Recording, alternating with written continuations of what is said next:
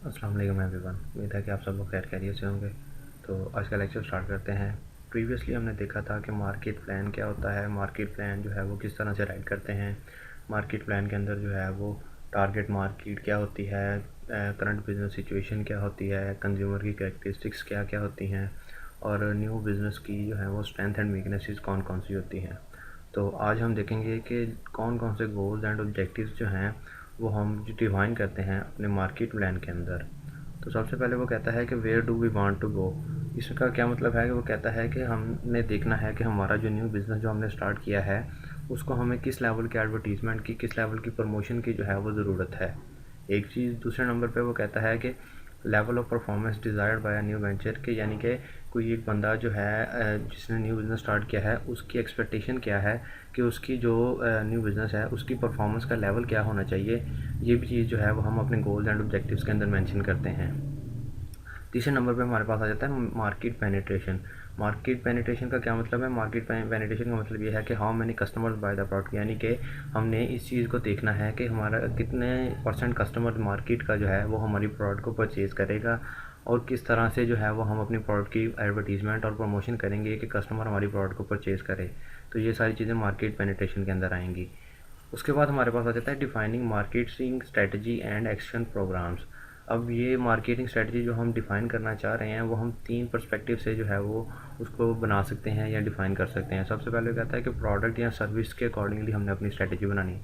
तो इसके अंदर वो कहता है कि हम नंबर ऑफ़ फैक्टर्स जो हैं वो देखते हैं कि उनको हम मद्देनज़र रखते हुए अपनी जो है वो मार्केटिंग स्ट्रेटजी जो है वो बना सकते हैं। सबसे पहले वो कहता है कि packaging, pricing, warranty, features, after sale services. यानी कि वो क्या कहता है कि हमारी प्रोडक्ट जो है वो सिर्फ एक प्रोडक्ट नहीं होती बल्कि उसकी पैकेजिंग जो है वो भी बड़ा इंपॉर्टेंट इन्फ्लुएंस रखती है कस्टमर की परचेजिंग के ऊपर। दूसरे नंबर पे वो कहता है कि आपकी प्राइसिंग जो है वो अपने कंपेटिटर से अगर आप लो रखेंगे या उसके मुताबिक ही रखेंगे तो आपको जो है वो बेनिफिट मिल सकता है। उसके अलावा अगर आप अपनी प्रोडक्ट की वारंटी देंगे कस्टमर को तो ये भी एक कह लें कि प्लस पॉइंट होता है आपकी प्रोडक्ट के लिए कि आप जो है वो अपनी प्रोडक्ट की सेल को जो है वो इंक्रीज़ कर सकते हैं। उसके अलावा आप अपने फीचर्स जो हैं अपनी एडवर्टीज़मेंट के अंदर या कस्टमर डेमोस्ट्रेशन के अंदर अपने फीचर्स जो हैं वो हाईलाइट करेंगे ताकि कस्टमर को पता चले कि आपके प्रोडक्ट के बारे में कि आपकी प्रोडक्ट है किस चीज़ की है, यानी कि वो क्या जो है वो सर्विसेज प्रोवाइड करती है। उसके बाद आफ्टर सेल सर्विसेज का क्या मतलब है कि आपकी स्ट्रेटजी जो है वो इस तरह से भी होनी चाहिए कि ये नहीं है कि आपने प्रोडक्ट बनाई, सेल कर दी और उसके बाद कस्टमर को पूछा ही नहीं कि आपको हमारी प्रोडक्ट जो है वो पसंद आई है, आपको कोई प्रॉब्लम तो नहीं पेश आ रही। तो आफ्टर सेल सर्विसेज को भी आपने जो है वो मद्देनज़र रखना होता है अपने प्रोडक्ट या सर्विस के अकॉर्डिंगली मार्केटिंग स्ट्रेटजी बनाते हुए। दूसरे नंबर पे जो है वो प्राइसिंग के अकॉर्डिंगली हम देखते हैं कि हमने जो है वो अपनी मार्केटिंग स्ट्रेटजी जो बनानी है आया कि हमने उसमें प्राइस का फैक्टर देखना है कि नहीं देखना। तो इसके अंदर हमारे पास manufacturing and non manufacturing cost, यानी कि हमने अपने बिज़नेस की जो जितनी भी मैन्युफैक्चरिंग प्रोडक्ट की मैन्युफैक्चरिंग कॉस्ट है और नॉन मैन्युफैक्चरिंग कॉस्ट है उसको मद्देनज़र रखना होता है। और दूसरे नंबर पे जो पॉइंट है वो है प्राइस स्कीमिंग। प्राइस स्कीमिंग का क्या मतलब है कि इनिशियली हमने अपने प्रोडक्ट की प्राइस जो है वो हाई रखनी होती है and then reduce with the passage of time. यानी कि हमने इनिशियली अपनी प्रोडक्ट की प्राइस जो है वो फॉर एग्जांपल मैंने 5000 रखी प्राइस, तो with the passage of time जैसे जैसे कस्टमर जो है वो मेरे साथ एंगेज होता जाएगा तो मैं उस तरह से अपनी प्रोडक्ट की प्राइस जो है वो डिक्रीज़ करता जाऊँगा। इसकी एग्जांपल हम ऐसे ले सकते हैं कि जैसे जब आईफोन मार्केट के अंदर नया नया लॉन्च होता है तो उसकी प्राइस हाई होती है और with the passage of time जैसे जैसे वो मॉडल जो है वो पुराना होता जाता है उसकी प्राइस जो है वो डिक्रीज़ होना शुरू हो जाती है। तो ये प्राइसिंग के अंदर जो है वो हम देखते हैं। उसके बाद हमारे पास आ जाता है कंपटीशन। कंपटीशन के अंदर हम देखते हैं अपने कंपैटिटर को कि हमारा कंपैटिटर जो है वो कौन सी स्ट्रेटजीज़ यूज़ कर रहा है, वो कौन सी जो है वो कह लें कि टेक्निक्स यूज़ कर रहा है अपने बिज़नेस को प्रमोट करने के लिए, अपने प्रोडक्ट को प्रमोट करने के लिए। तो ये सारी चीज़ें हम जो है वो अपने कंपटीशन के जो कह लें कि पॉइंट ऑफ व्यू है उसके अंदर देखते हैं कि हमने अपने कंपैटिटर को भी देखना होता है अपनी मार्केटिंग स्ट्रेटजी डेवलप करने के दौरान। उसके बाद मार्केटिंग स्ट्रेटजी जो है वो 2 तरह से हम बना सकते हैं। सबसे पहले तो स्ट्रेटजी होती है business to business. Business to business strategy का क्या मतलब है कि फॉर एग्जांपल मैं एक जो है वो लैपटॉप की कंपनी है मेरी, यानी मैं लैपटॉप बनाता हूँ और मैं अपने लैपटॉप जो है वो बल्क क्वांटिटी के अंदर जो है वो सेल करना चाह रहा हूँ। तो मैं किसी सॉफ्टवेयर हाउस या किसी आईटी की कंपनी के पास जाऊँगा, मैं उनसे कहूँगा कि आप मेरे से जो है वो बल्क क्वांटिटी के अंदर लैपटॉप परचेज़ करें। तो ये क्या होगा कि मैंने बिज़नेस टू बिज़नेस यानी कंज्यूमर को टारगेट किया है कि मैंने अपनी प्रोडक्ट जो है किसी दूसरे बिज़नेस को जो है वो सेल की हैं। और कंज्यूमर टू बिज़नेस का क्या मतलब है कि फॉर एग्जांपल हमने अपनी एक प्रोडक्ट बनाई, फॉर एग्जांपल मैंने सोप बनाया या मैंने कोई परफ्यूम बनाया, उसकी कंपनी मैंने स्टार्ट की है, तो मैंने अपनी प्रोडक्ट डायरेक्टली जो है वो कस्टमर को या कंज्यूमर को जो है वो सेल की, तो ये consumer to business marketing strategy होगी मेरे पास। उसके बाद हमारे पास आ जाता है 6 पॉइंट डिस्ट्रीब्यूशन। डिस्ट्रीब्यूशन के अंदर नंबर ऑफ़ फैक्टर्स होते हैं। सबसे पहले वो कहता है कि हमने जो डिस्ट्रीब्यूशन का चैनल सेलेक्ट करना है जिसको हमने अपनी प्रोडक्ट देनी है कि जाओ जाके इसको मार्केट के अंदर सेल करो, तो वो जो है वो नंबर ऑफ़ पैरामीटर्स के अकॉर्डिंगली हमने वो जो डिस्ट्रीब्यूटर है उसको सेलेक्ट करना है। तो इसको वन बाय वन रीड करते हैं। सबसे पहले वो कहता है कि degree of directness of channel. अब degree of directness of channel का मतलब क्या है कि हमने इसमें 4 से 5 पॉइंट्स देखने होते हैं जब हमने अपना डिस्ट्रीब्यूटर जो है वो सिलेक्ट करना है। तो सबसे पहले वो कहता है कि मार्केट कंडीशन। मार्केट कंडीशन के अंदर हमने देखना होता है कि हमारा जो एंड यूज़र या जो कस्टमर है वो सेंटर्ड है या डिस्पर्स्ड है, यानी कि फॉर एग्जांपल हमने एक प्रोडक्ट डेवलप की है, तो हमने देखना है कि हमने उसे किसी स्पेसिफिक एरिया के अंदर जो है वो डिलीवर करना है, या फिर हमने अक्रॉस द एरिया जो है वो उस प्रोडक्ट को जो है वो डिलीवर करना है। तो ये हमारी मार्केट कंडीशन के अंदर आ जाएगा।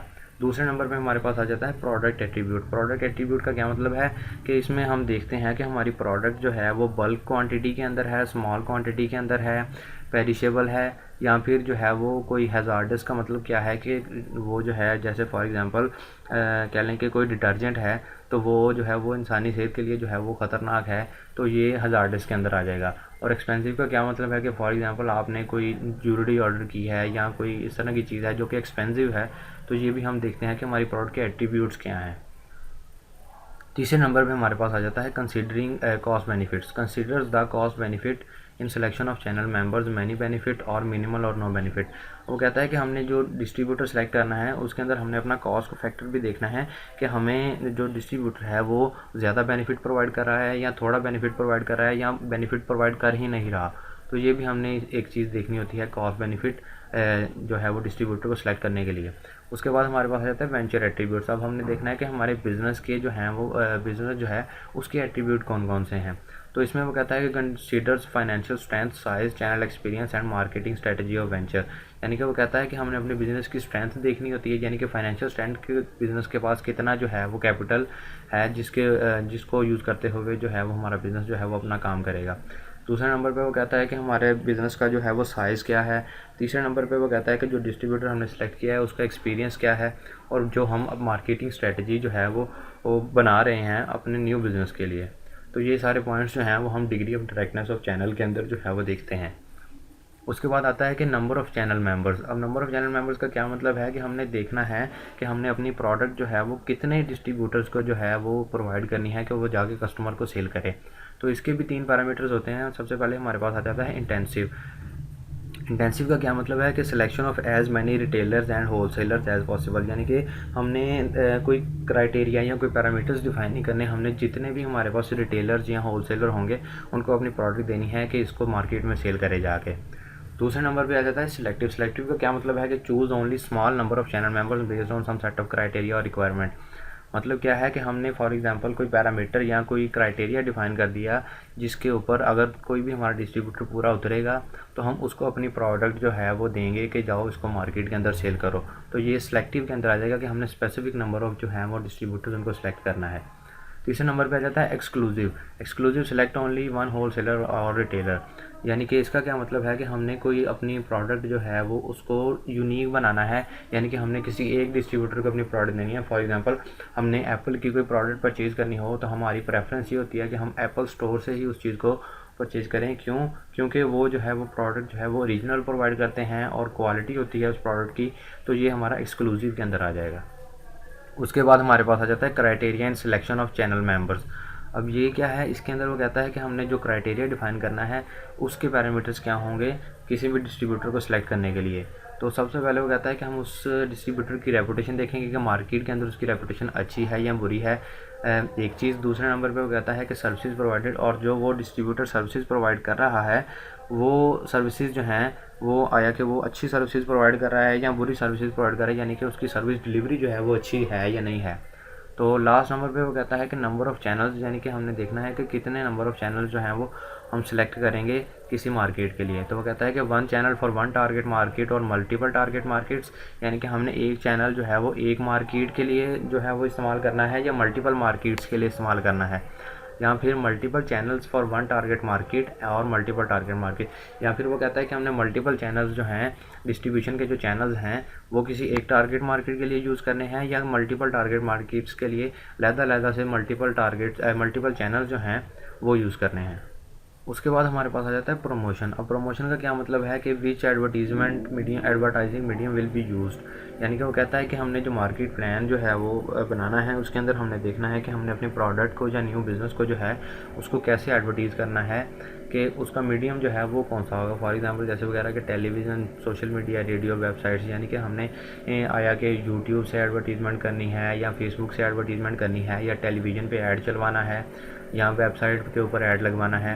मतलब ये सारी चीज़ें जो हैं वो हमारी प्रमोशन के अंदर आ जाएंगी कि हमने एडवर्टीज़मेंट मीडियम जो है उसको देखना है कि किस पे अपनी जो है न्यू बिज़नेस है हमारा, हमने उसकी प्रमोशन करनी है। उसके बाद आ जाता है बजटिंग। बजटिंग के अंदर हमने क्या देखना है कि हमने जो मार्केट प्लान जो है डेवलप करना है, उसको इम्प्लीमेंट करने के लिए हमें जो पैसा या जो है वो फाइनेंस रिक्वायर्ड है वो कहाँ से आएगा, वो कैसे आएगा और उसको हम किस तरह से यूटिलाइज़ करेंगे, ये हम सारा कुछ बजटिंग के अंदर जो है वो मेंशन करते हैं। उसके बाद हमारे पास आ जाता है इम्प्लीमेंटेशन। इम्प्लीमेंटेशन का क्या मतलब है कि marketing plan is not just a document as it must be implemented to make sure the new venture success. यानी कि वो कहता है कि मार्केट प्लान का मतलब ये नहीं है कि आपने एक डॉक्यूमेंट जो है वो बना लिया और फिर उसके ऊपर जो है वो कोई काम ही नहीं किया, यानी कि उसको इम्प्लीमेंट ही नहीं किया, बल्कि हमें इसको इम्प्लीमेंट भी लाजमी करना चाहिए ताकि हमारी जो बिज़नेस की सक्सेस है उसको हम मेक श्योर कर सकें। तो ये इम्प्लीमेंटेशन के अंदर हमारे पास आ जाता है। उसके बाद आता है कि मॉनिटरिंग द प्रोग्रेस, यानी कि इसके अंदर वो कहता है कि track results of marketing efforts, sales data by product, territory, outlet, valuation is made on the basis of the results. तो वो कहता है कि हमने अब अपना जो मार्केट प्लान है उसकी इम्प्लीमेंटेशन के बाद उसको जो है वो देखना है कि हमारा जो मार्केट प्लान है वो